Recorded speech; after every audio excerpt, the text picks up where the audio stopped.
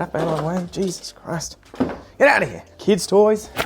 G'day, you mob. How's it going? Welcome to this episode of Pete vs. Plants. I am Pete. These are the plants. We have two that need repotting. So this is a Philodendron Upi. Very cool story about this one, actually.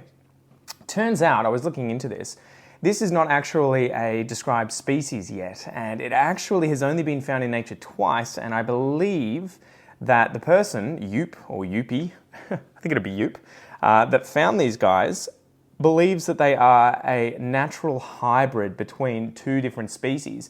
So this hybrid may have just spontaneously occurred in South America somewhere. I think it may have been Brazil, I'm not sure. I'll see if I can find out and put it on the screen for you guys. But yeah, it may have just happened naturally and someone was lucky enough to find it, put it into cultivation like this, and we now have Philodendron Upi. It's not necessarily a natural species because only two specimens have ever been found in the wild.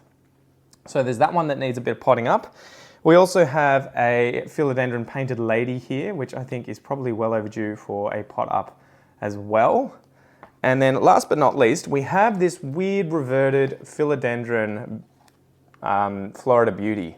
So I'm pretty sure I can't really see any real variegation happening on these leaves anymore at all. So I was sort of giving it a little while. Sometimes when they come out, they look like they're going to be variegated. Like this one kind of looks like it does sort of have variegation vibes, but once it hardens off, typically it's going to look like this, which is just the standard form.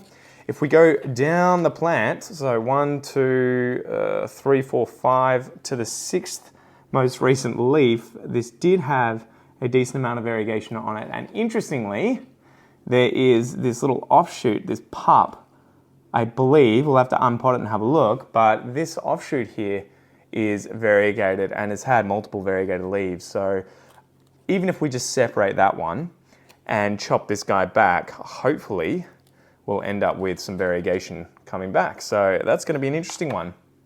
I guess we'll start with the Upi, and I'll go grab some pots. Have I got them inside here? I do. Boom. Okay, wham bam, thank you ma'am. Already got the pots here. So we will chuck this guy in a 10 centimeter pot.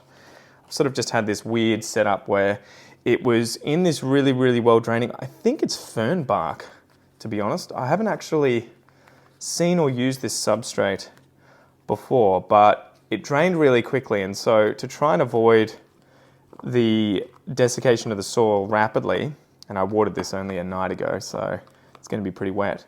I had this cup below it to catch a bit of the water and hopefully sort of keep a really humid environment at the bottom of the plant, at the bottom of the pot here, to encourage root growth downwards. And I think we have a little root growing out of the bottom here, and it does feel like it's kind of stuck. Oh, beautiful. Look at that. So, nice little root system here. I think this is tree fern fiber. You guys let me know what you reckon. I haven't used this before. I've heard that it's really good. It's kind of like a nice alternative to moss, but it's incredibly expensive and not very easy to find here. You can't really just walk into a store and find it locally. And this is another one of those situations where I'm like, I don't know how much I kind of want to screw around with the root ball at the bottom here because I don't want to damage it too much. I kind of want this plant to just hit the ground running. I might just use it as kind of like a plug. So here's that substrate, guys. Is that what that is? Is that tree fern fiber? Am I getting that right? It looks and feels like what I imagine it to look and feel like. Anyway, I think we'll just pot it up straight away into chunky mix. Now, if you're after a Philodendron Upi, I am trying to propagate a bunch of these guys out soon. I'm growing them out. But just keep an eye out for them because they are in tissue culture, and I believe this one probably came out of tissue culture based on how small these leaves are, and it just didn't look like it was from a node cutting. But yeah, they're becoming more available and they're becoming cheaper too. I've seen them around for definitely under 200 bucks for a plant, probably about half this size out of tissue culture, but they are around and I think they're only going to continue to drop in price as time goes by, but they're heavily sought after and they are beautiful the bigger they get. The only thing I would say is make sure you get a lot of space because the larger these guys grow, the taller they grow, the wider they get, and their leaves get absolutely massive. I think they can be like a meter long and the plant kind of really just sprawls out, right? Like spread eagles. It's just absolutely nuts. So anyway, Philodendron unknown UPI cross, whatever it may be. They should just do the genetics. I'm always really surprised that people aren't just doing the genetic work on these plants, because, I mean, that was my background. I did my master's degree and PhD in evolutionary biology of Australian goannas and then Australian rodents. And it was, you know, to do the genetic work, obviously you need a lab and everything, but it was probably a few hundreds of dollars to really work out, you know, and to run all the genetics and work out more about the origin of the species and run it through an analysis. So I'm always sort of surprised that, especially in the houseplant market, the indoor houseplants, I'm surprised that there isn't more work being done looking at this sort of stuff, because you would imagine there's money there, right? People spend loads on houseplants. But yeah, anyway, this was in a little sort of, what would you call them again? Those little sacks. People put them in Jiffy pellets or whatever. But it has effectively disintegrated. And the thing that's really interesting is this root ball here, this root mass, is not very big at all. I'm kind of impressed at how sort of small it is. I don't know if it was stuck inside the little sac capsule thing, whatever they call death plugs. But the roots had kind of made their way out mostly, but it hasn't done a great deal. And you can see this guy's out of tissue culture. Anytime you see like all of these different kind of growth points at the bottom here and all these really, really small leaves, it's pretty much 100% that it's out of tissue culture. So I'm going to go to the garage and actually get my finer mix, and I might, should I do a 10 mil? This might be overkill, but it might also allow it to grow. That's probably okay.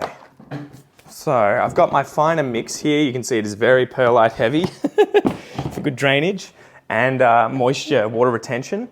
And I use that for these sorts of smaller plants because the root system is a lot finer, right? So if the roots are finer and they're not chunky and it's still a sort of relatively, you know what, I think it's a relatively young root system, you sort of can't chuck it in really, really chunky mix too soon, or it'll end up drying out really quickly.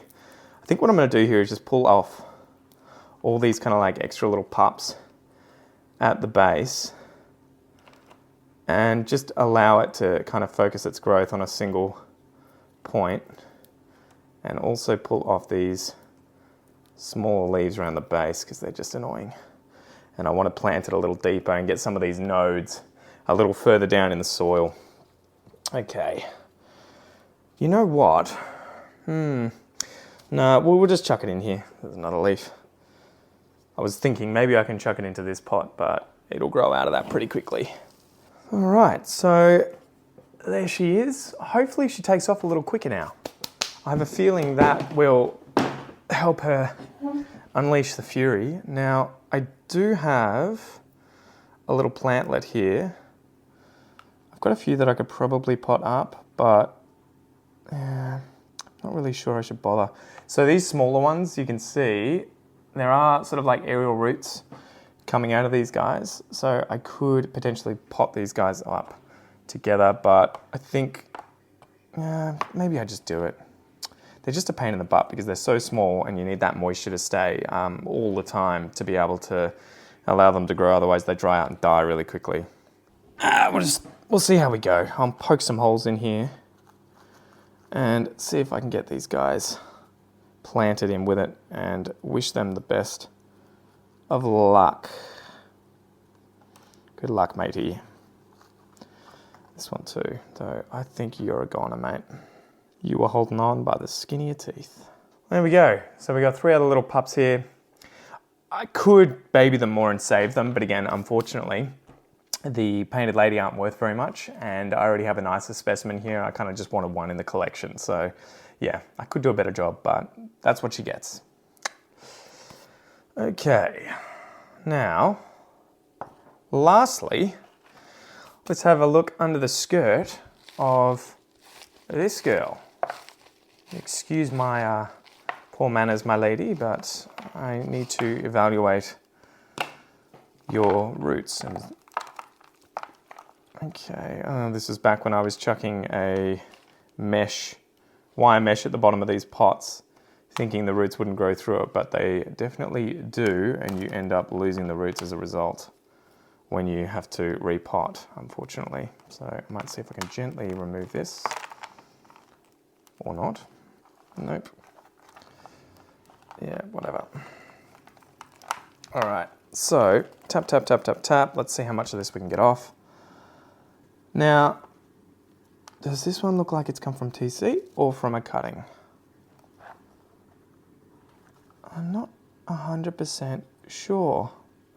The base of this looks really thick, which makes me think it's come from a cutting and not tissue culture.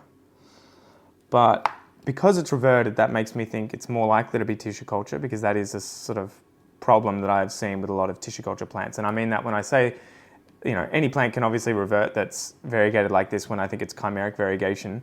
But the tissue culture ones seem to be able to do it from a very early age, from a young sort of plant size, and you can see this one sized up really quickly and probably came from tissue culture, but the base is so thick that I don't know. Anyway, so I might try and separate this little guy out at the bottom.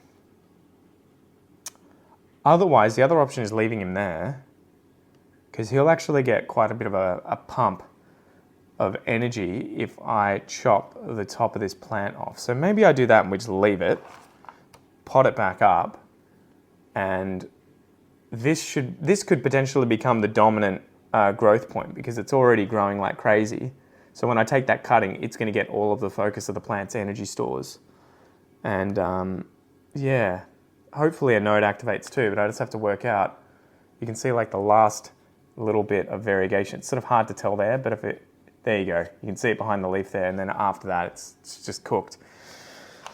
All right, I guess I'll get a razor blade, disinfect it, shake it like a Polaroid picture.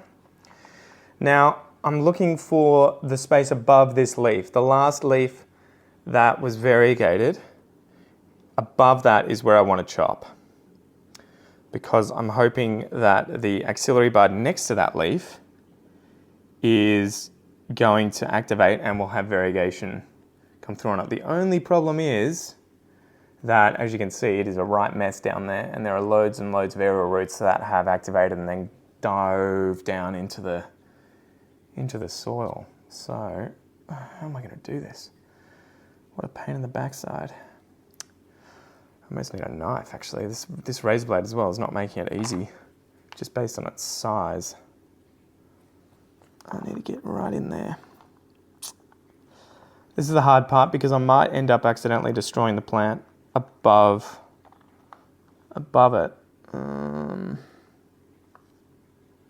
All right, I'm just going to go the node above where I want first, and see if we can split this guy out. Did I just lose the leaf? No. Okay, so we have our Philodendron Florida top. Nice plant. Beautiful, beautiful plant. Absolute huge fan of these guys.